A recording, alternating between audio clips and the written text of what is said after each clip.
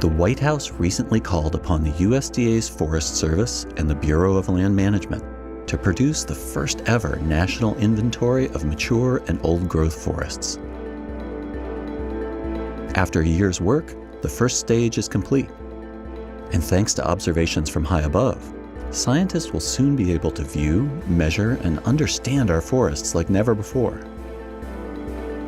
NASA's GEDI instrument on board the International Space Station helps estimate tree height and biomass, adding a new dimension to the study. The Forest Service has been studying old-growth forests going back almost 100 years. Others before us have been studying much longer. Many of these forests have been managed for millennia by Native peoples who have deep connections to these forests, but we still have a tremendous amount to learn. We have data that's been measured on the ground that tells us a tremendous amount about what's out there, but a ground inventory is necessarily going to have gaps in it. We can measure one plot for every 6,000 acres of forest. What remote sensing data does is it really allows us to fill in those spatial gaps, but also the temporal gaps.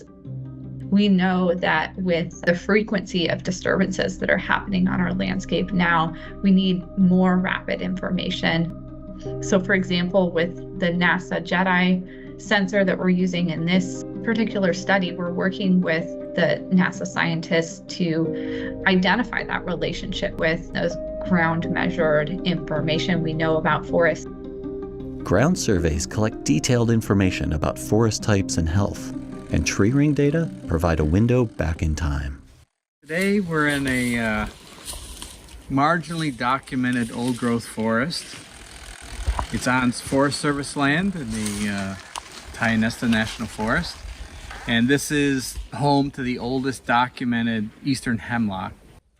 And we're putting in plot today and then going to try to core some more older trees so we can get about 5 to maybe 6 centuries of history. That looks like it's got a density of rings. Oh yeah, and a release there. Old growth forests are quite often where we go to get those long histories, where we can learn about frost events and droughts and insect outbreaks and any kind of important ecological, climatological, and even sometimes cultural events that happen. They're stored in the trunks of these trees. And the oldest trees have the best stories because they can go farther back in time. These living time capsules and their ecosystems help clean our air and drinking water and provide spaces for recreation and wildlife. They also help absorb more than 10% of our annual greenhouse gas emissions. While younger vegetation accumulates carbon more rapidly, old-growth forests contain more biomass overall and store more carbon, another variable that can be estimated from space. In addition to GEDI, observations from NASA's ICESat-2 satellite and several field campaigns have helped measure our ever-changing forests.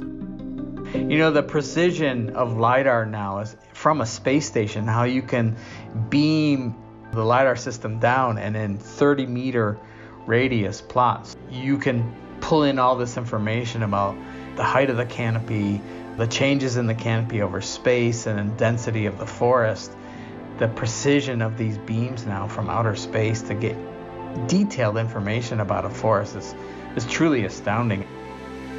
These ecosystems are so complex from the treetop to the bedrock, right? We're still learning so much about what's underground, what's in the soil, this live dynamic system, and what we can't see. The old growth forests have a function of time that as a human we can't fathom. From a Western science perspective, we do not understand, and it wouldn't be wise to lose these systems.